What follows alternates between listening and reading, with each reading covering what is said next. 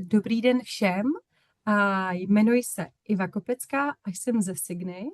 Vítám vás na dnešním webináři. Téma tohoto webináře je Ptáme se právníka a neb mýty o digitalizaci. Letos je na Slovensku rok digitalizace a protože o digitalizaci stále panuje řada mýtů, pojďme si ty 3 největší, jak už bylo v pozvánce, vyvrátit.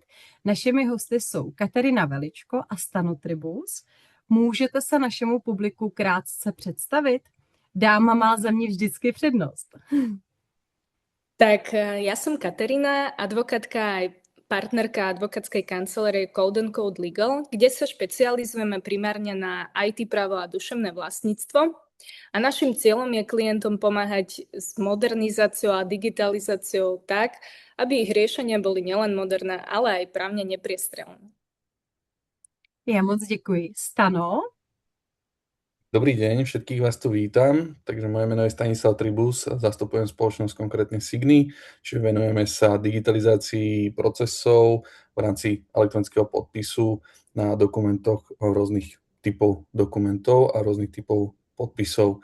Takže ešte raz vás tu vítam a teda Iva, môžeš pokračovať. Já děkuji za předání slova.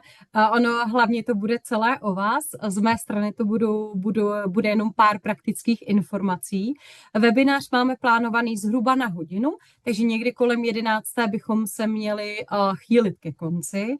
Důležité informace pro vás. Máme tady Katerínu. Využijte toho, pokud vás napadne jakákoliv otázka. Položte ji, můžete ji buď dávat do chatu, nebo je tady ještě sekce na otázky, nicméně kamkoliv ji vložíte, tak ty vaše otázky zodpovíme.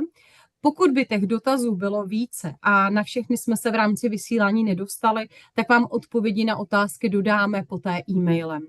A co se týká záznamu toho webináře, bude. Většina z vás jste zvyklí, že záznam chodí pokaždé i hned do e-mailu, dnes bude během odpoledne na blogu. Takže pokud byste se k něčemu chtěli ještě vracet, webinář bude uložen na blogu. No a já si myslím, že ten začátek už je jako za mnou a já si myslím, že teď je čas, Kateríno, na vás. A kdybyste měla jednou větou odpovědět, jak je dnes na Slovensku možné podepisovat klíčové dokumenty elektronicky právně bezpečné?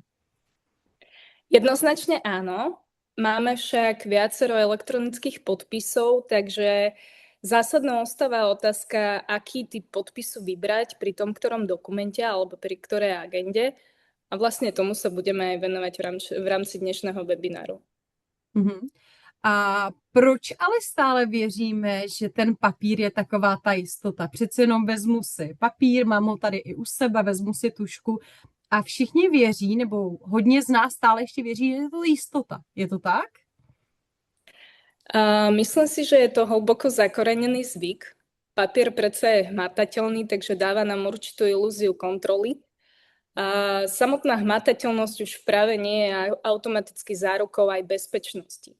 Tak ako viacerí si myslíme, že nejaký súbor elektronicky vieme vymazať, zničiť, sfalšovať, to isté platí o papiere. Rovnako ho viete stratiť, zničiť, sfalšovať. Takže určite musíme pomaličky prechádzať, ako sme kedysi prešli od klínového písma, tak takto prechádzame aktuálne od papieru do digitálneho podpisu a dokumentácie. Mhm. Rozumím, je tady papír právně silnější než digitální podpis? Nebo už ne? Nie je. Ak sa bavíme o papiere, kde máte klasický atramentový podpis, tak jednak samotný podpis, ale aj obsah toho papieru, toho dokumentu je ľahko falšovateľný. Na druhej strane máme elektronický dokument, ktorý, ak je podpísaný kvalifikovaným alebo zdokonaleným elektronickým podpisom, k tým sa vrátime ešte v rámci tohto webináru, tak vlastne máte automaticky záruku, že viete zistiť jednak osobu, ktorá to podpísala, ale aj integritu, teda nemennosť obsahu tohto dokumentu. Takže určite už papier nemá tú veľkú silu, ako si viacerí myslíme, že je bezpečnejší a silnejší ako elektronický dokument. Děkuju. A v tom případě mě napadá, jak se dnes posuzuje důkazní síla?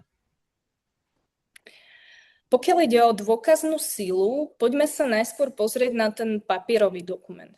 Klasicky, keď máme papierový dokument s atramentovým podpisom a jedna zo strán namieta, že jej podpis na dokumente, že nie je to jej podpis na tomto dokumente, tak nastáva klasicky v spore nastáva znalecké dokazovanie. To znamená, že máte grafologa, ktorý posudzuje vizuálnu zhodu rukopisu a opiera sa pritom o svoju subjektívnu interpretáciu. Na druhej strane, keď máme elektronický dokument s elektronickými podpismi, tak tu musíme posudzovať dokument podľa nariadenia eIDAS, teda európske nariadenie, ktoré je aplikovateľné vo všetkých krajinách Európskej únie vrátane Slovenska. A práve podľa tohto nariadenia platí, že elektronickému dokumentu nemôžete popierať jeho právne účinky. Je prípustný ako dôkaz. To znamená, že priamo európsky zákonodarca to zakotvil, že elektronický dokument je prípustný ako dôkaz a má právne účinky. To znamená, že keď sa dostávame k tej dôkaznej sile, k posudzovaniu, riešime 3 úrovne dôkaznej sily. Ak by sme šli od tej najvyššej, tak začíname kvalifikovaným elektronickým podpisom.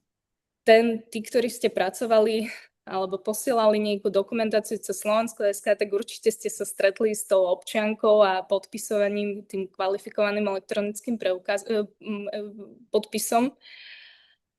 To je ten najsilnejší elektronický podpis, ktorý má prezumpciu právosti, to znamená, že automaticky zo zákona sa predpokladá, že ide o prejav vôle osoby, ktorá tento podpis použila.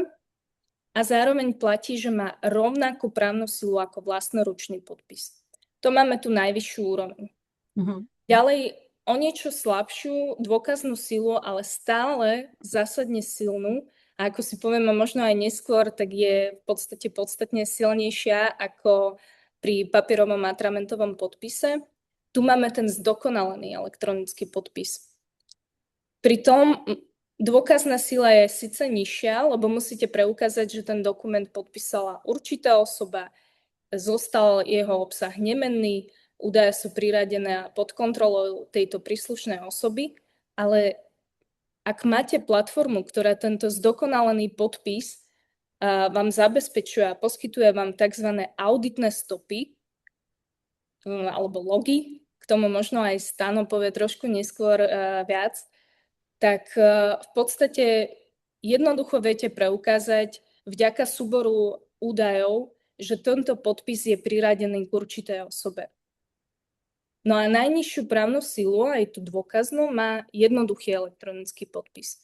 Ten si môžeme predstaviť, ak máte podpis v e-maili, meno, priezvisko, a zaklikávate súhlas so všeobecnými obchodnými podmienkami na webovej stránke e-shopu, prípadne vložíte obrázok svojho podpisu do PDF súboru.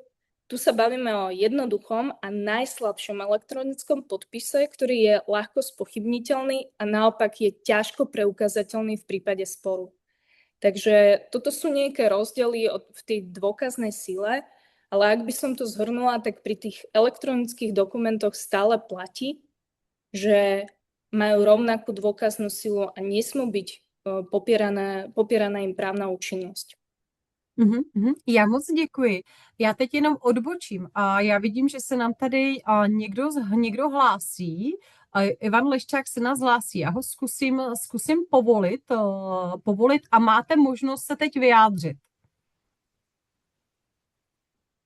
Nevím, jestli tak ja to môžem asi prečítať, nech to prípadne tí, ktorí nevidia chat, tiež vedia navnímať, či odporúčame dať do zmluvy nejakú zaužívanú formulku o forme podpisovania, ktorá odkazuje na konkrétnu aplikáciu alebo program, v ktorom sa podpis osvedčuje. V prvom rade začnem tým, že tento webinár nie je právnym poradenstvom. Bavíme sa v rovine všeobecných odporúčaní, takže určite tú formulku nejdeme teraz kreovať, ale ak by som zhrnula, tá právna účinnosť elektronických podpisov je priamo zakotvená v nariadení eIDAS. Vyplýva to aj z slovenského občianskeho zákonníka, takže vyslovene formulku, že používate konkrétnu aplikáciu, nemusíte dávať do zmluv. Tak ako vidím, že niekto už zareagoval aj v čete, je dobré pripraviť si interný podpisovací predpis, smernicu, ktorá bude upravovať, akú aplikáciu používate, aké podpisy, prípadne aj vyslovene priradiť určitý dokument k určitému podpisu.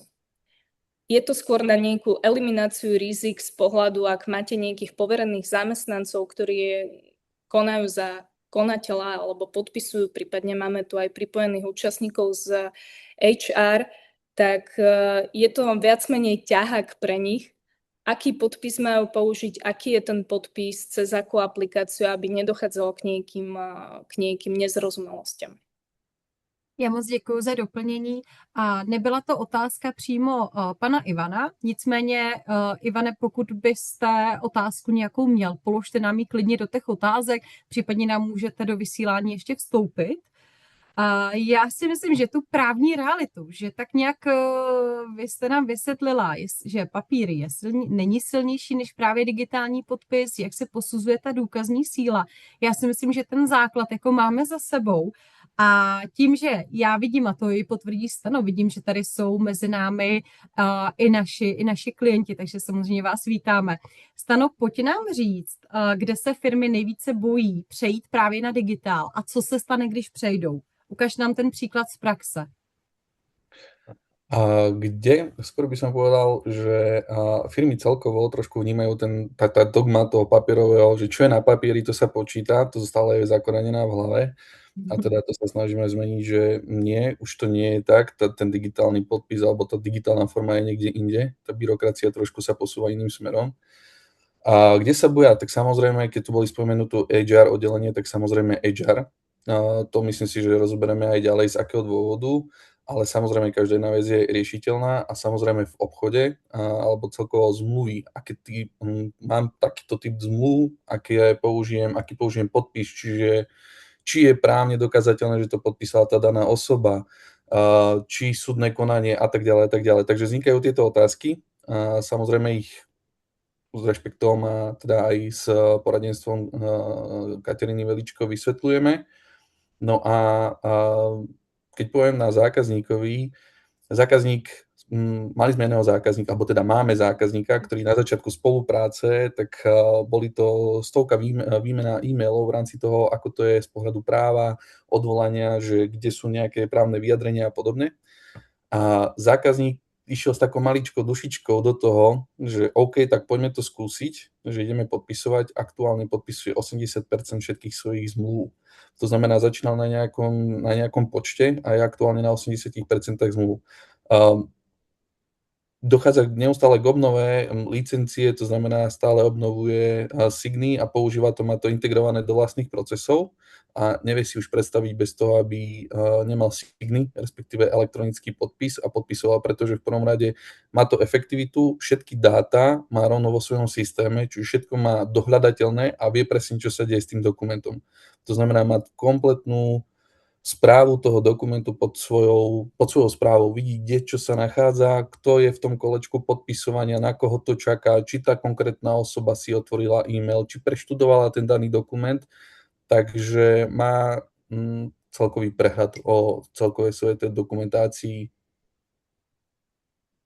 Takže asi takto by som to povedal skrátke, samozrejme je toho oveľa viacej, ale tento webinár skôr je o tých právnych veciach, takže to nechám na zvyšok na tú Katerínu, nech zodpovie. Ty to necháš dnes na nás, koukám. Presne tak, ja som tu len do počtu dneska. Perfektní, to vůbec samozřejmě nevadí. Já věřím, že Katerína je připravená zodpovědět jakékoliv otázky. A vidím, že nám tady přistála další otázka do chatu. Já bych je s dovolením nechala až spíše ke konci webináři. Teď bych se podívala, ty už si to hezky nakousl právě na HR segment. Napadá mě, Kateríno, máme pracovní smlouvu, dodatek, výpověď. A teď asi ta nejstěžejnější otázka toho dnešního webináře. Co z toho lze podepsat elektronicky? Protože já, když dělám webináře v Česku, tak tam to máme prostě jinak. Takže co můžeme podepsat elektronicky? Veľmi dobrá otázka. V podstate bavíme sa o písomnosti, ktorou dochádza k vzniku, k zmene a zániku pracovného pomeru. Trošku neskôr sa dostanem k tomu, že prečo je to zaujímavé, ale Slovenský zákonník práce je v tomto trošku špecifický a stále čakáme na našu veľkú HR novelu zákonníka práce, ako máte v Česku, aby sme dosiahli trošku liberálnejší zákonník práce a jednoduchšiu digitalizáciu. Ale poďme sa baviť teda o aktuálnom právnom nastavení. Vo všeobecnosti, keď posudzujeme, či je možné ten, ktorý pracovnoprávny dokument uzatvoriť elektronicky, musíme si najskôr zodpovedať otázku, či musí mať určitý dokument písomnú formu. Takže pri pracovnej zmluve máme jednoduchú odpoveď priamo v zákonníku práce, teda pracovný pomer vzniká písomnou pracovnou zmluvou medzi zamestnancom a zamestnávateľom. Tuto máme zodpovedané. Rovnako to platí aj pri výpovedi, teda výpoveď musí byť písomná a doručená, inak je neplatná, takže rovnako tu máme odpoveď priamo v zákone. OK, máme, že teda musí byť písomná. Je písomná forma zachovaná pri elektronickom dokumente? Toto sú otázky, ktoré najčastejšie rozoberáme s klientmi a tu musíme sa oprieť o Slovenský občiansky zákonník, ktorý vyslovene hovorí, že písomná forma je zachovaná, ak je právny úkon urobený v elektronickej forme, je možné z neho vyčítať obsah a osobu, ktorá tento úkon urobila. Inými slovami, ak máme elektronický dokument, ktorý je podpísaný kvalifikovaným elektronickým podpisom, ktorý aj priamo z občianskeho zákonníka vyplýva, že má právnu silu vlastnoručného podpisu, alebo keď máme zdokonalený elektronický podpis, ktorý mám za to, že rovnako spĺňa túto dikciu občianskeho zákonníka, teda je možné z neho vyčítať obsah dokumentu aj osobu, ktorá podpis vykonala, tak máme splnenú požiadavku na písomnú formu. Takže máme splnené. Máme písomnú formu, písomná forma je splnená pri elektronickom dokumente. Vyriešené, nie? Lenže tu máme takú brzdu Slovenského zákonníka práce, ktorá je v podobe požiadavky zákonníka na doručovanie. Zákonník práce vyslovene kladie požiadavku na doručovanie písomnosti, ktoré sa týkajú vzniku, zmeny alebo zániku pracovného pomeru, povinnosti zamestnanca z pracovnej zmluvy alebo aj z dohody o vykonaní práce mimo pracovného pomeru.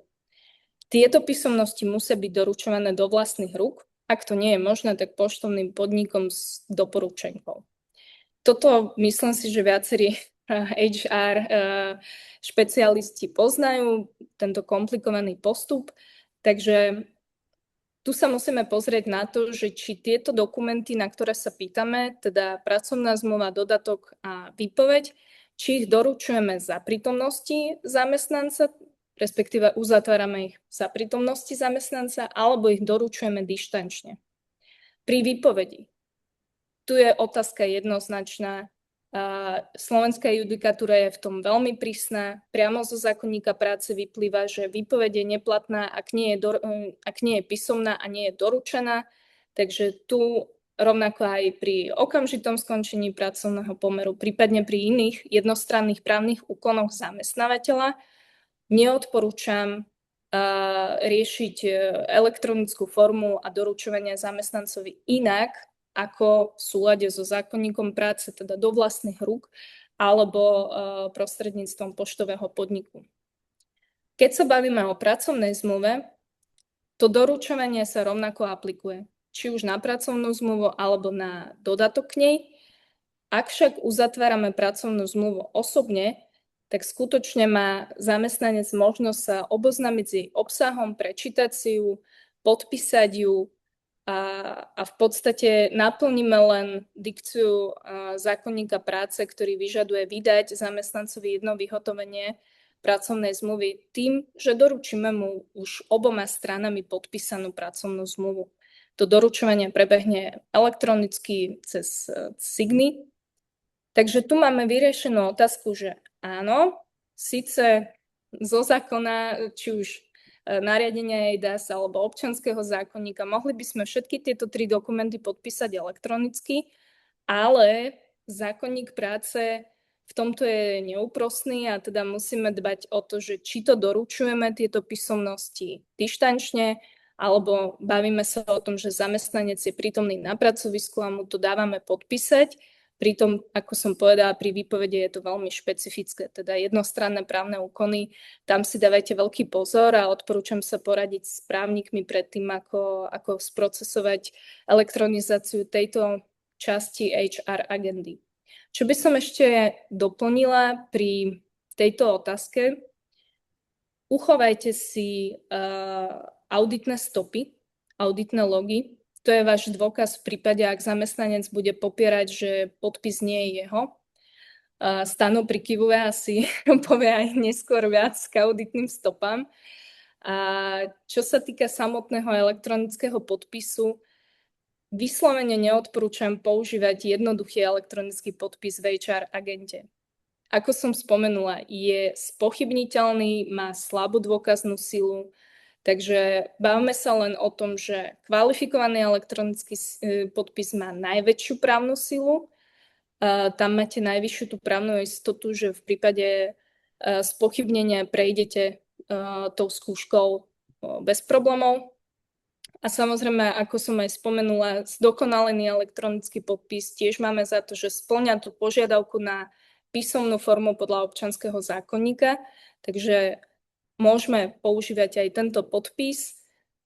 Hovorím, je potrebné nastaviť si tie interné procesy, interné podpisovania, ako aj spomenul jeden z komentárov v čete. Je veľmi dôležité si nastaviť tie interné podpisovacie smernice. Já moc děkuju za to vysvětlení. Jsem se rozkecala. To vůbec nevadí, jako to bylo potřeba a já si myslím, že už třeba někoho napadají jako další otázky, protože vy jste to tam jako hezky popsala, že je dobré se domluvit jako interně s právníkem, takže to mně přijde důležité.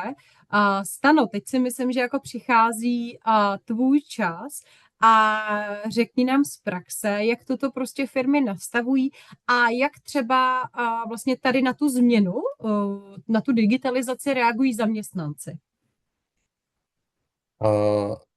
Firmy sa snažia hľadať ten spôsob v rámci riešenia HR dokumentov, pretože to je jedna z najväčších agent. Zoberte si, keď máte len firmu, ktorá má nejakých 500 zamestnancov, tak to je kvantum a kvantum dokumentácie s tým, že je tam nejaká fluktuácia.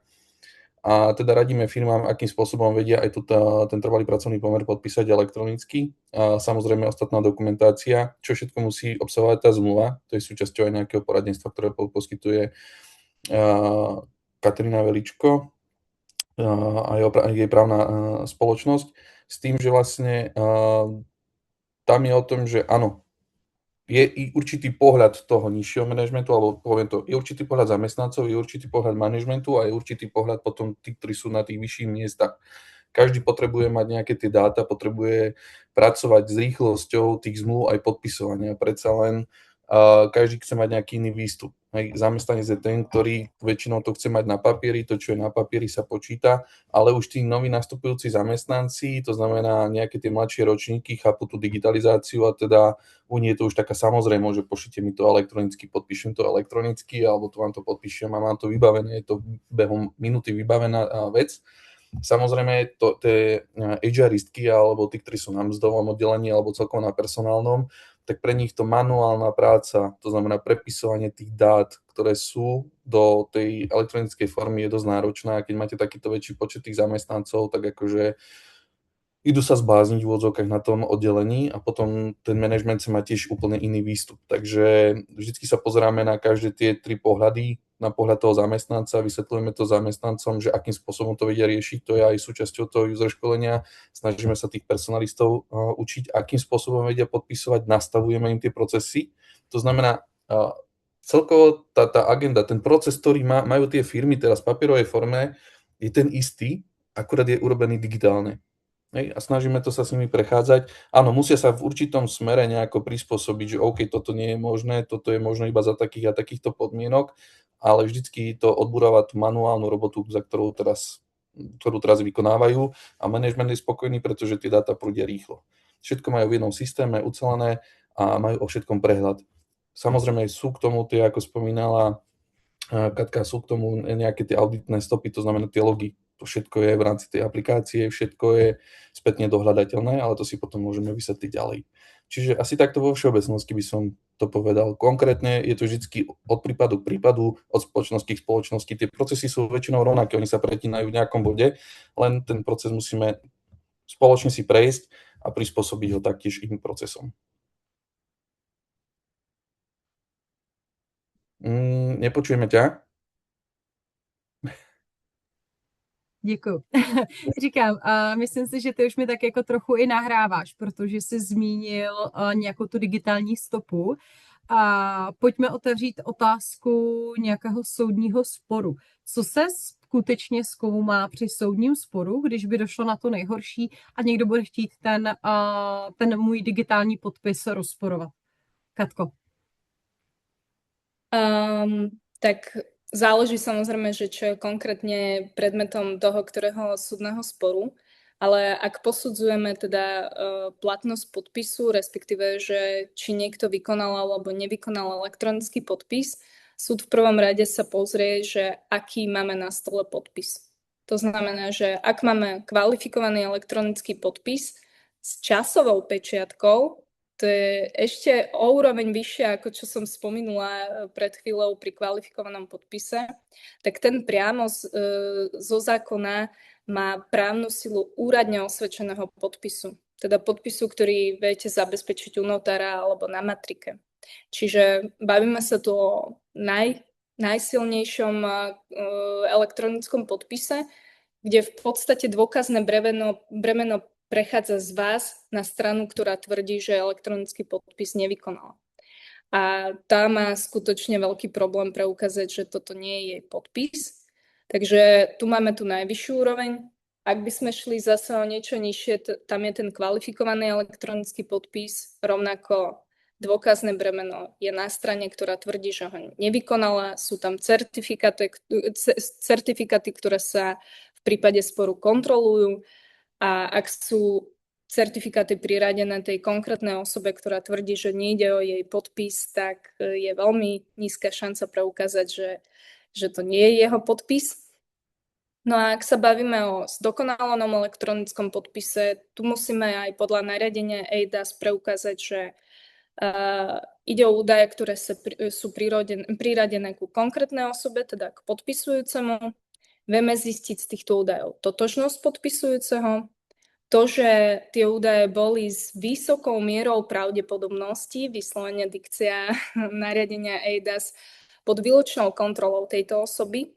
A v neposlednom rade musíme preukázať, že tento s dokonaleným elektronickým podpisom podpísaný elektronický dokument nebol v čase zmenený.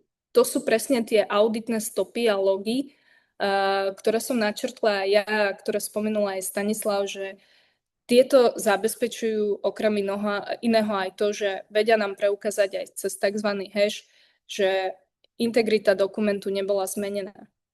Toto sú veci, ktoré preukazujeme pri zdokonalenom elektronickom podpise.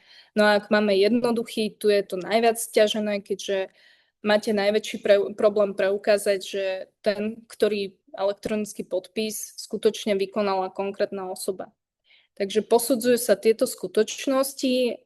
Čo sa posudzujú v prvom rade sú to tie certifikáty, auditné logy, hashy, skúmajú sa IP adresy, pozerá sa na to, akým spôsobom ste elektronický podpis overili. To znamená, že šlo o jedinečný overovací kód cez SMS správu, išlo o e-mailovú adresu. Skutočne do toho vstupuje celý balík údajov, ktoré sú ale v porovnaní s tým papierovým podpisom stále dôveryhodnejšie a oveľa ťažšie popierateľnejšie ako v prípade atramentového podpisu, ktorý mohol byť sfalšovaný alebo musí byť posudzovaný tým grafologom, ako som spomínala, že znalcom v tomto odbore. Děkuju. Rovnou mě tady napadá, setkala jste se někdy s napadením elektronického podpisu? Áno, áno. Ide o takú klasickú taktiku. Ja som to nepodpísal, procesná obrana. S tým, že keďže nešlo o jednoduchý elektronický podpis, tak ten súbor údajov bol tak jednoznačný, že v každom z týchto prípadov sme ostali pri mimosúdnom vyriešení tejto otázky. Čiže takéto popieranie sa nedostalo pred súd. Rozumím. A Stano, já si myslím, že teď bys nám mohl ještě třeba doplnit, jak to máš ty, co jsi navnímal od ostatních firm. Jaké jsou tvé zkušenosti vlastně k nějakému sporu, jak na to firmy vlastně reagují? Jasné, toto je najčastejšia otázka v rámci každého jedného stretnutia, kde sa pýtajú, ako to je, kde im aj ukazujem, akým spôsobom je zachovaná kompletná auditná stopa, kde sa dá aj konkrétne hovoriť ten podpis, to znamená, či už je to nejaká komerčná platforma alebo podobne, na verifikáciu podpisu alebo samotného dokumentu po podpise, vedia to využiť, kde vidia všetky informácie o tom, pretože samotné PDF po podpise tiež obsahuje tie dané údaje napojené na trusted list, to znamená dôveryhodného poskytovateľa služieb a podobne. Súčasne záleží aj od tých typov dokumentov, ktoré podpisujem. Keď podpisujem zmluvy alebo obchodné dokumenty, správam sa trošku, keď to poviem akože nadnesené, trošku ináč, ako keď sa správam k personálnym dokumentom, lebo proste je tam aj dôvod archivácie a sú to predsa len personálne dokumenty. Taktiež, keď podpíšem niečo kvalifikovaným certifikátom alebo teda cez elektronický občiansky preukaz na Slovensku, tak ten kvalifikovaný podpis, ako v čase podpisu, keď je podpísaný, tak obsahuje všetky tie veci, ale ten certifikát má tiež nejakú platnosť. Tá pečiatka má tiež nejakú platnosť a k tomu je aj daná archivácia. To znamená, ja musím zabezpečiť pri napríklad personálnych dokumentov tú nemennosť toho dokumentu aj po tých 30 alebo ja neviem, že či aj 50 rokov za chvíľu nie, ale tú dlhú dobu. Čiže musí dochádzať k nejakej obnove tých časových pečiatok, že ten dokument nebol nejako menený. Hej, ten kvalifikovaný, to neznamená, že keď vyprší v rámci toho podpisu tá kvalifikácia toho podpisu, že to znehodnotí dokument, tam je dôležitá tá pečať. Že v čase podpisu bola spojená integrita s podpisujúcim, ten dokument nebol menený v čase podpisu a počas celej doby archivácie je platný. Hej. Vždycky závisí od toho, aký typ dokumentu podpisujem, takže nedá sa to špecifikovať, že globálne, ale napríklad pri personálnych dokumentov tá archivácia, to je povinnosť, respektíve keď má nejak zákazník vlastnú archiváciu nejako vyriešenú, lebo nie je digitálny archív ako digitálny archív. A v ďalšom prípade taktiež musím vysvetľovať tým zákazníkom, že tak ja si to vytlačím. To už nie. Keď už to mám raz v digitálnej forme, nemôžem to tlačiť. Hej, takže to možno, že vysvetlí Katka neskôr. Takže tam ukazujem ten spôsob, ako je tam zahešovaný ten dokument, ako sú tam zaznamenané tie logy, tá kompletná auditná stopa k tomuto dokumentu, aj ten samotný dokument, aké obsahuje všetky tie informácie. Takže všetko vysvetľujem tým zákazníkom a ukazujem, aby videli, že fakt to tak je, vedia si to vyskúšať aj sami, že všetky tie náležitosti právne ten dokument obsahuje. A toto je samotná aplikácia, tí ľudia poznajú, že OK, viem to poslať, ale ich zaujíma práve tá právna stránka, konkrétne to pozadie toho dokumentu, čo všetko obsahuje. Takže asi takto by som to zhrnul. Samozrejme, ja keby som sa rozkecal, tak sme tu dlhšie, ale tak budem takýto strohý. Takže tak, ja by som chcel, jednu otázku tam ma zaujala, aby sme ho zodpovedali, keď tu máme Katku, že chceli sme tiež viackrát zaviesť elektronické podpisovanie, pýta sa to Ivana Rosová, ale rozporoval nám to riaditeľ SK Inšpektorátu práce, mám od neho aj písomnej forme. Zajímavá otázka, takže Katko, poďte. Toto je akože ma zaujala, takže preto, áno, je to náročná otázka, ale to je takisto ako katastrálne úrady. Dobre, poďme. Presne. Ako by som odpovedala, v jednoduchosti stanovisko Inšpektorátu práce nie je silnejšie ako Európske nariadenie EIDAS, z ktorého to priamo vyplýva.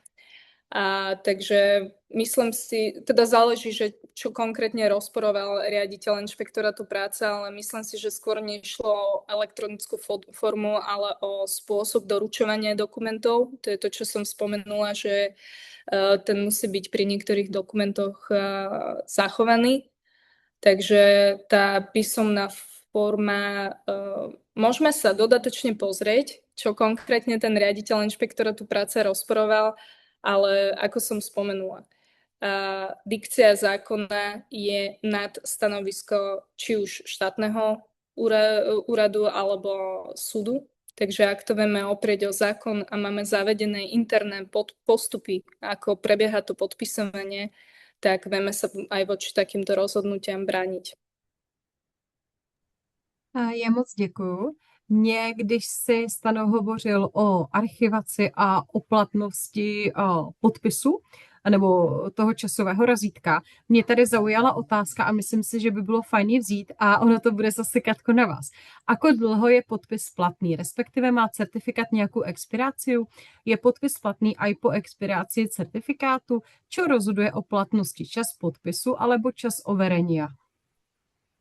To si myslím, že možno, že aj Stano by vedel povedať, ktorý rieši obnovenie certifikátov a tiež častokrát odpovedá na tieto otázky klientov, že či ten certifikát je večný, alebo musíte ho obnovovať. Tak. Jediný, kto je večný, je Lenin. Pardon, že sa, ale tak bol som nahratý na smeč, tak som zasmečoval, ale nie, tiež má nejakú expiráciu. To je jedno, že či to podpíšete cez elektronický občiansky preukaz alebo akýmkoľvek spôsobom a je tam nejaký kvalifikovaný certifikát, má nejakú platnosť 1, 2, 3 roky, závisí od certifikačnej autority, na akú dlhú dobu dáva ten certifikát. To, že to znehodnotí podpis, nie. Ten podpis je platný, tam je potom dôležitá tá pečať, ktorá je na tom, že či v čase podpisu ten dokument nebol menený a nebol modifikovaný nejakým spôsobom a tam musí dochádzať väčšinou k obnove tých časových pečiatok. Pri HR dokumentoch poviem to povinnosť. Ja bez toho ani našu aplikáciu nedám vonku, pokiaľ nemá archiváciu, alebo viem, že nemá zabezpečenú nejakú archiváciu s obnovou tých časových pečiatok samotný zákazník. Pri B2B dokumentov, klasických zmluvách, tak tam je to na zvážení toho zákazníka, lebo proste tam je kompletná tá auditná stopa a všetky informácie. Tam myslím si, že keď už mám nejaký partnerský vzťah obchodný, tak tam to už nepotrebujem. Pri personálnych dokumentoch vravím, je to také skôr to tam potrebujem, alebo teda potrebujem to tam 100%.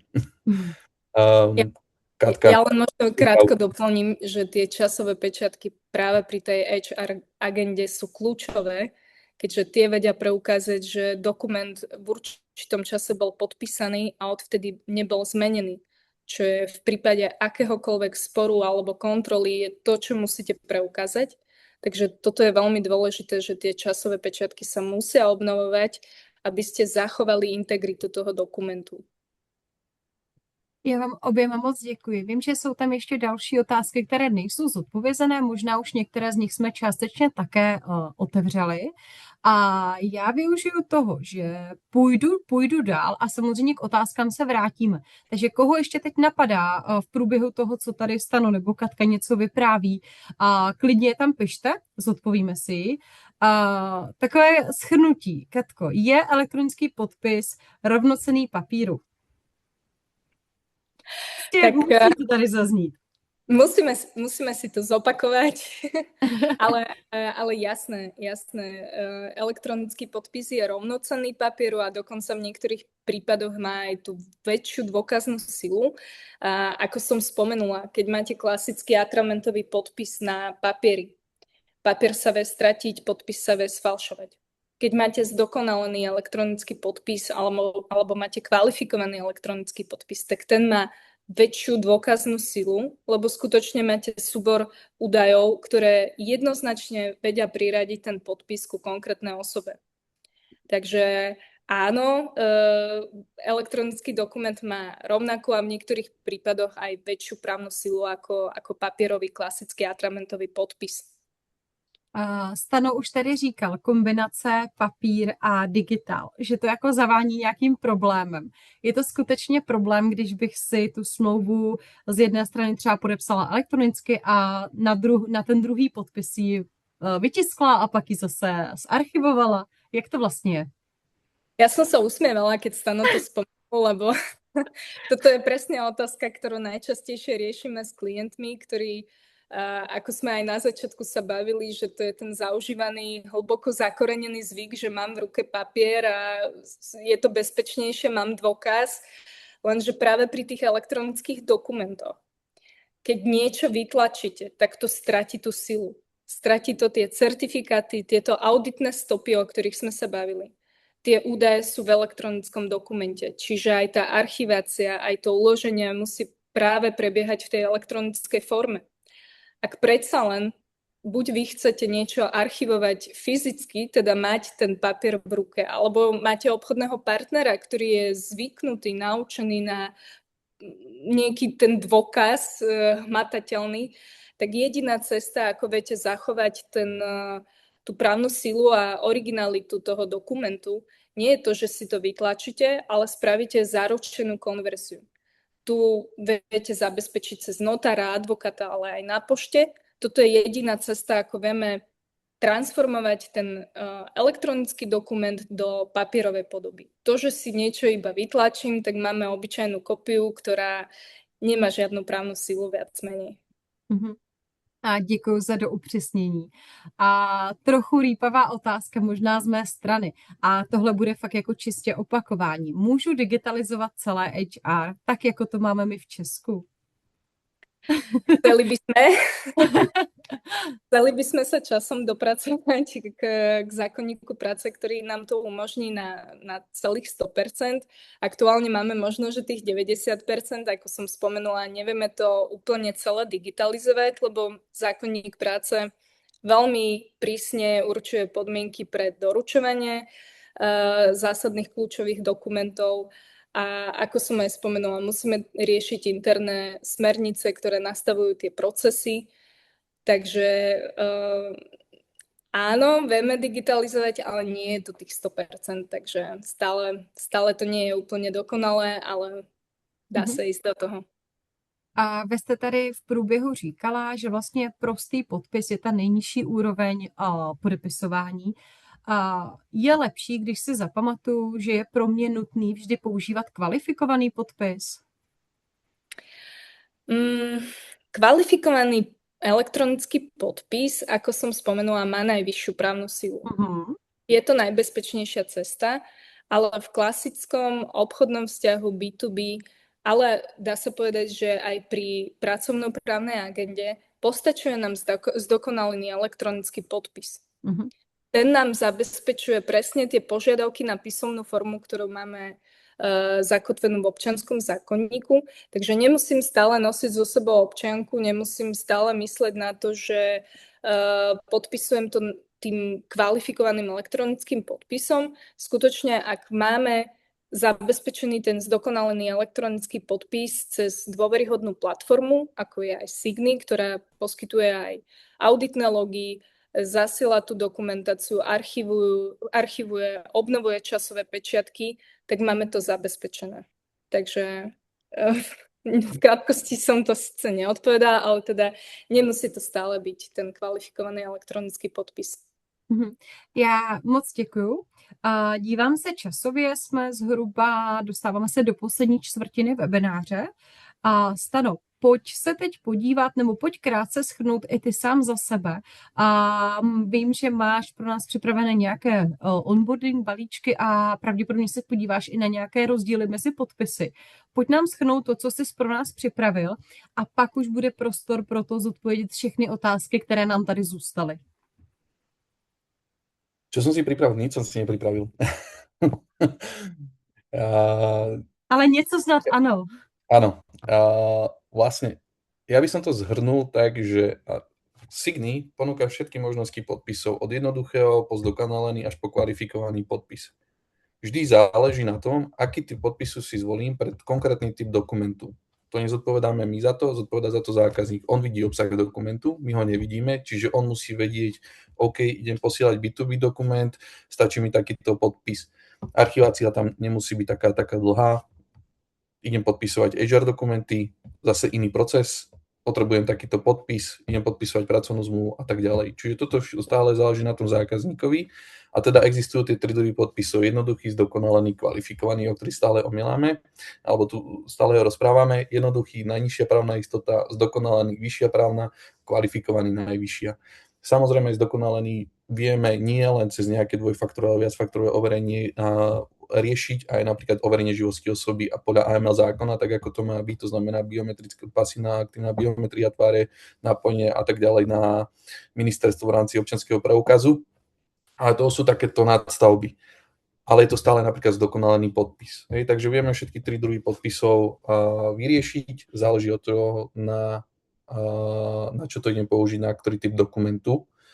A v rámci toho sme si aj súčasne pripravili po tomto webináre, to znamená zákazníci, ktorí s nami idú spolupracovať, alebo teda len sa chystajú, alebo už je napríklad aj zmluva na podpise, je možnosť využiť aj to, že sme do onboarding balíčku zahrnuli aj využitie právnych služieb našej partnerskej advokátskej kancelárie, konkrétne Codeon Legal, konkrétne Katky.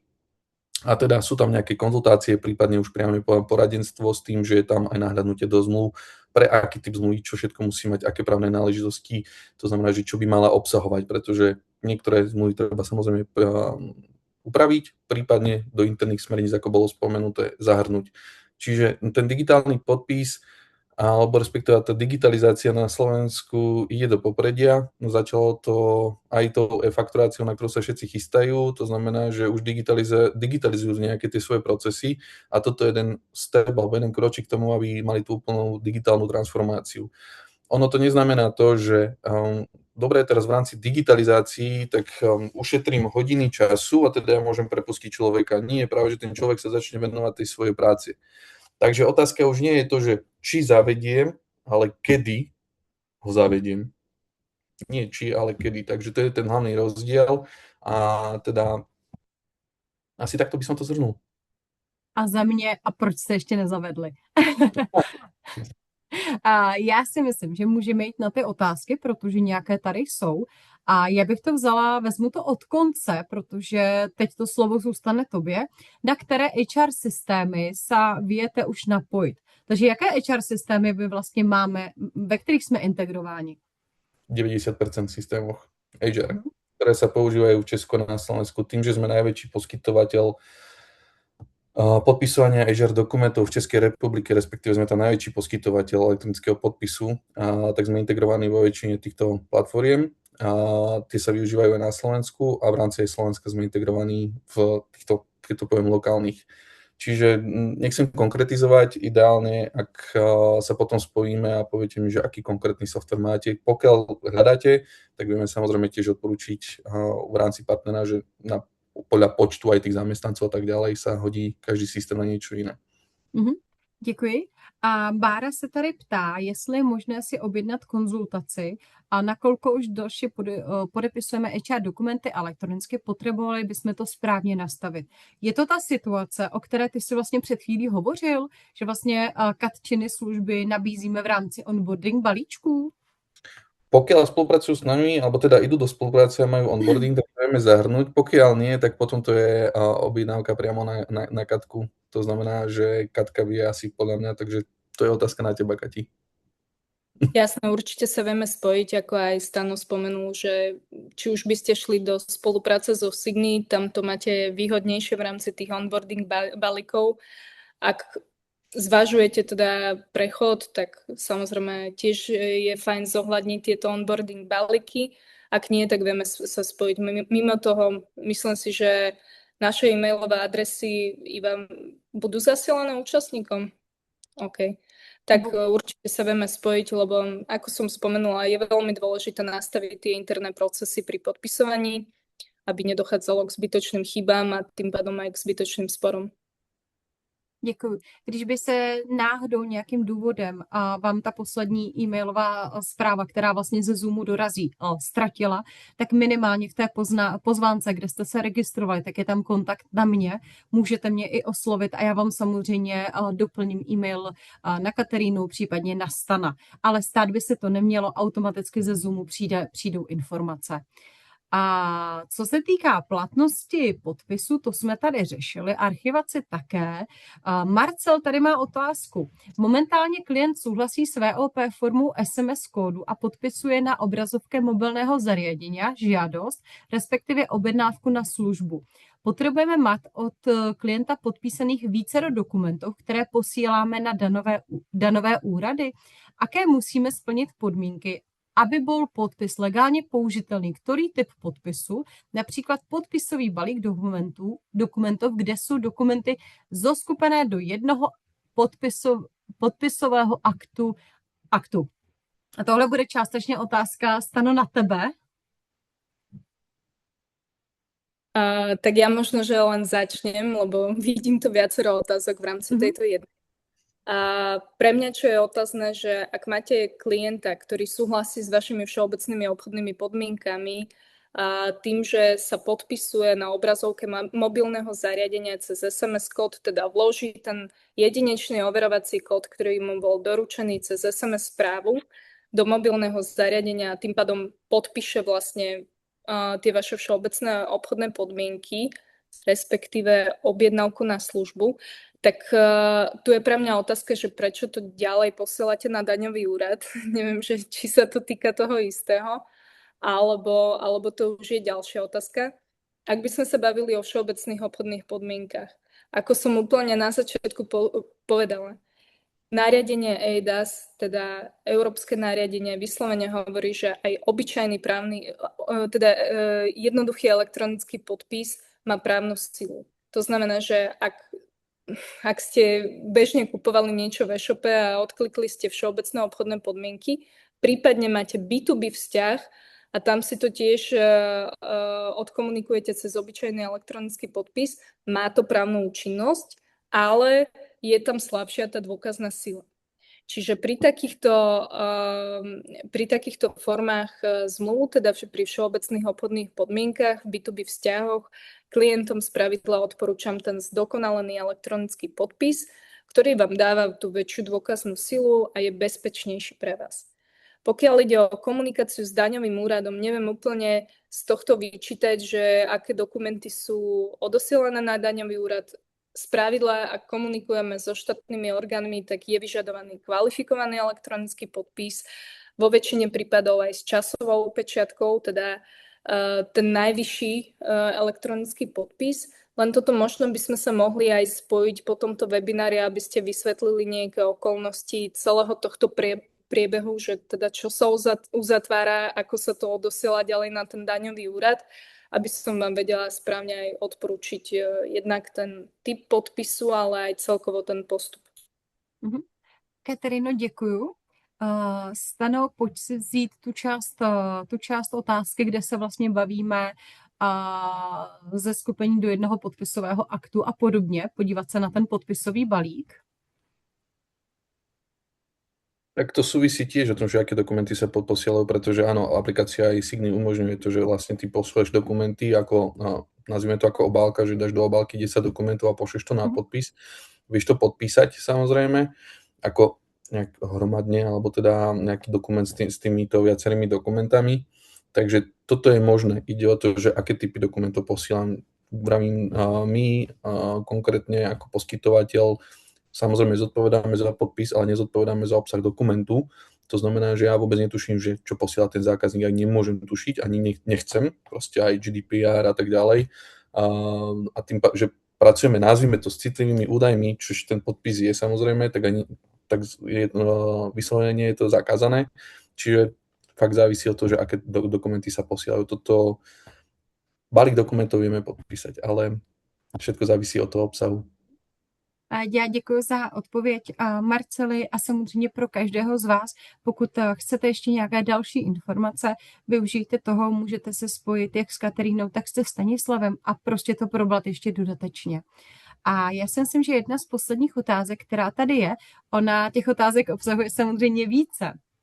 A čo všetko treba archivovat, ak podpisujem dokument digitálně?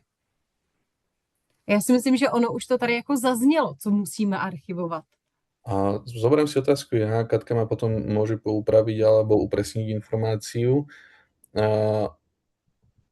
Po podpise daného dokumentu, ako som spomínal, kvalifikovaná pečať a certifikát má nejakú platnosť. 1 rok, 2 roky, 3 roky, závisí od tej certifikačnej autority, na akú dlhú dobu im dáva tú platnosť, alebo teda má platnosť svojho certifikátu. Ide o typu dokumentu, ako dlho chcem ho archivovať. Samozrejme v Signi je možné archivovať 5 rokov, 10 rokov, 30 rokov a samozrejme aj dlhšie podľa toho, aký typ dokumentu posielam, alebo teda podpisujem. Hej, personálne dokumenty ináč a B2B ináč. Napríklad pri B2B dokumentoch podpisujem napríklad nákupné zmluvy, objednávky, zmluvu, ktorú máme medzi sebou ako obchodní partneri.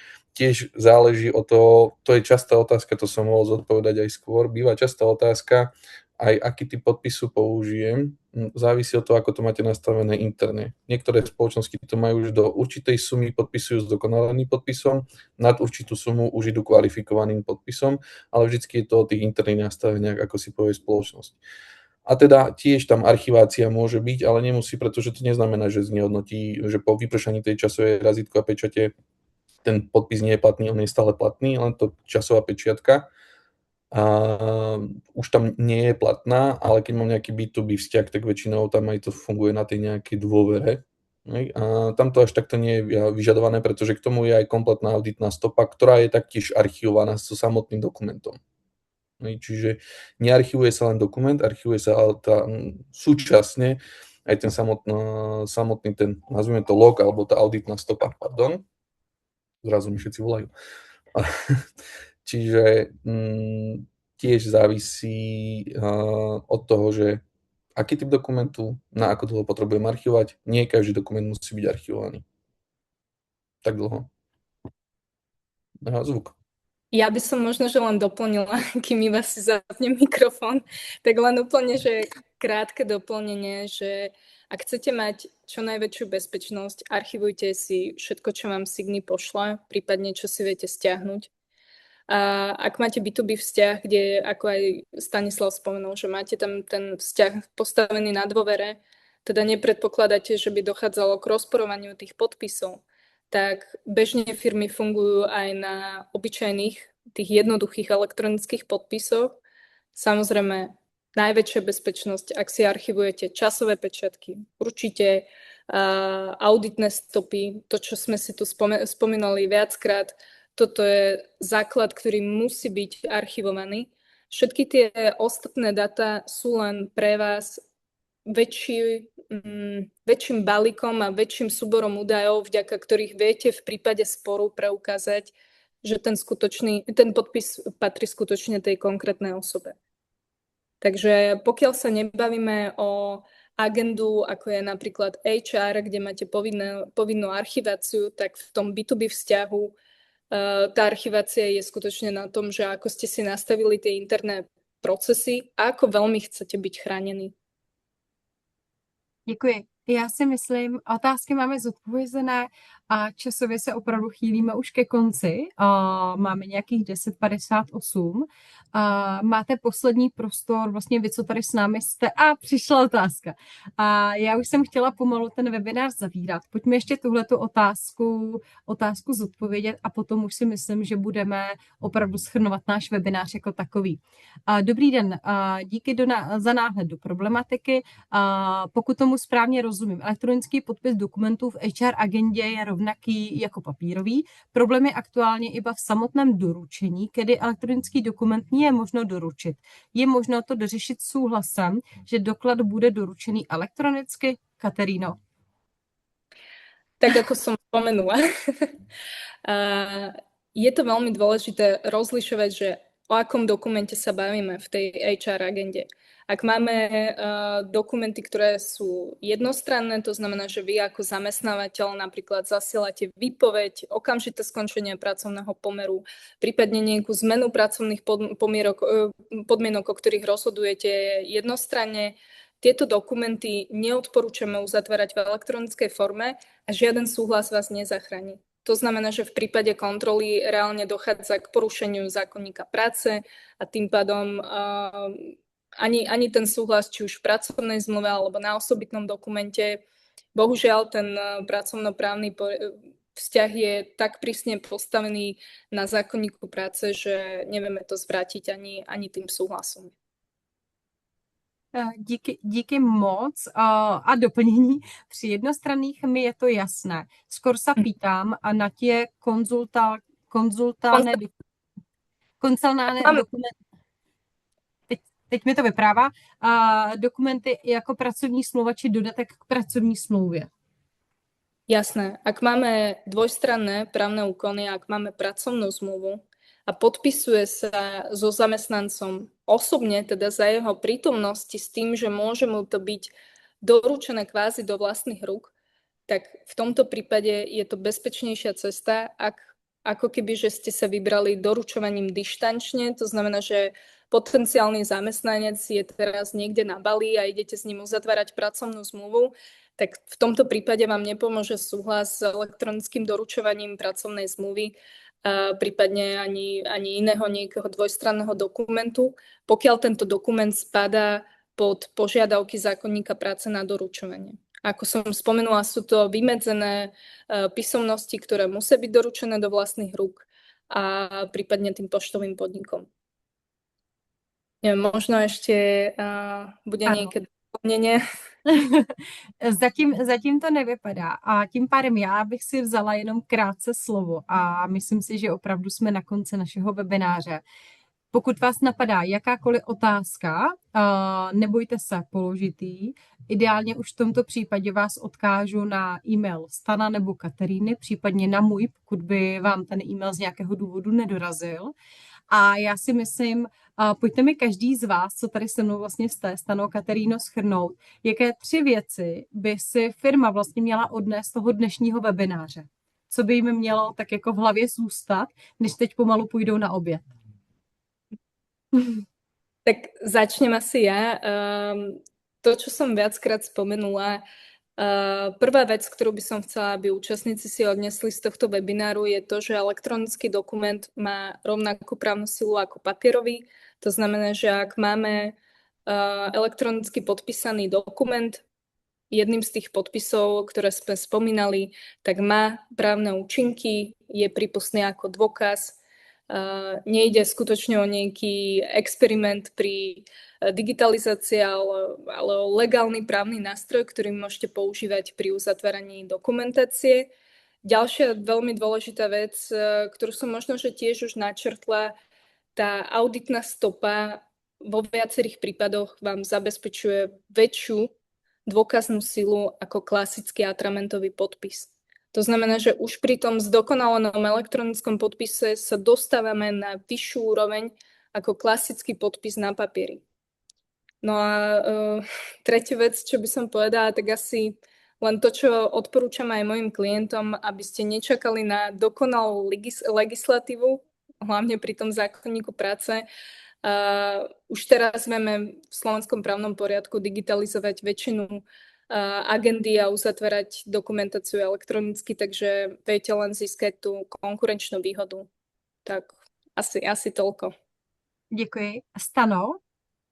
Tak bolo zodpovedané, čo som chcel aj povedať, ale áno, vedia podpisovať personálne dokumenty, to znamená, buď to podpíšem priamo na mieste, alebo to podpíšem nejako vzdielene, dištančne, ide o to, že či to pracovná alebo dodatok, čiže pracovné zmluvy sa dajú podpisovať, teda HR dokumentácia, dajú sa podpisovať obchodné dokumenty, dajú sa podpisovať akékoľvek ďalšie dokumenty, takže tá digitalizácia je tu. Takže to by si človek mal zobrať, že nebáť sa toho a ísť do tej digitalizácie. A po druhé, čo by som povedala po druhé? Využite Signy.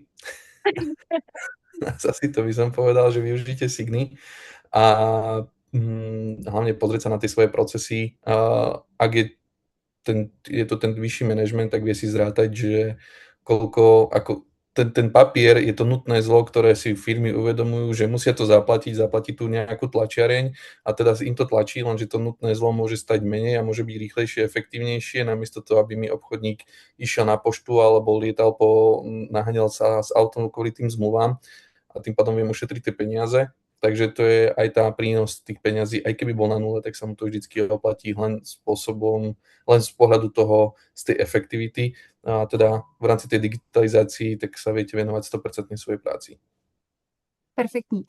A ještě pojďme tedy doplnit tu otázku, která tady byla. Je teda potřebné, aby zaměstnanec podpisoval elektronicky osobně, nie přes e-mail. Je to tak? Pracovná zmluva a rozlišme dodatky. Zvyšok, čo je pracovná zmluva špecificky, tá musí byť priamo na mieste podpísaná, elektronicky môže byť, ale priamo na mieste s nejakou osobou poverenou, ktorá ho overí, to znamená za zamestnávateľa, s tým, že je tam určitá podmienka, to si môžeme potom povedať aj telefonicky, že akým spôsobom musí byť podpísaná. Potom, keď už je zamestnanec, to znamená, má už pracovný vzťah, vie ostatné dokumenty podpisovať elektronicky, výpoveď, všetko, čo je spojené s výpovedou v papierovej forme. Asi takto by som to zhrnul. Katka, uprav prípadne. Ja by som ešte možno, že spresnila, že podpisoval elektronicky osobne, nie cez e-mail.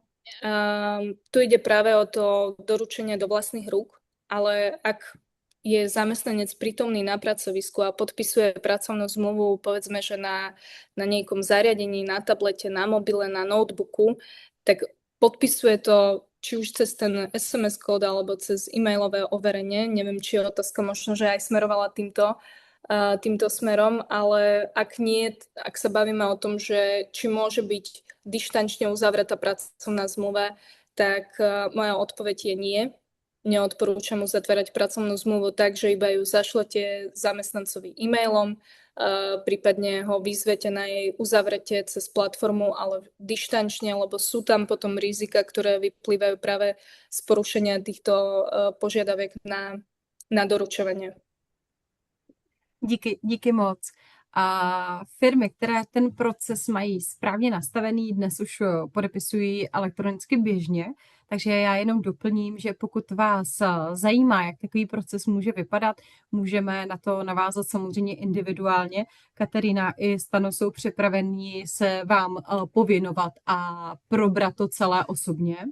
Já bych jim hlavně teď poděkovala bych ráda všem prezentujícím. Kateřino, Stano, děkuji. A samozřejmě i vám, co jste tady s námi byli. A nabídka toho, že můžeme ten proces projít společně, platí nejenom pro vás, co tady s námi jste online, ale i samozřejmě pro vás, co tady s námi budete tento záznam si procházet odpoledne nebo kdykoliv později. A odpoledne bude záznam na webu. No a já teda děkuji za účast a budu se brzy těšit na viděnou. Mějte se hezky. Naschranou. Ďakujem, dovidenia. Dovidenia.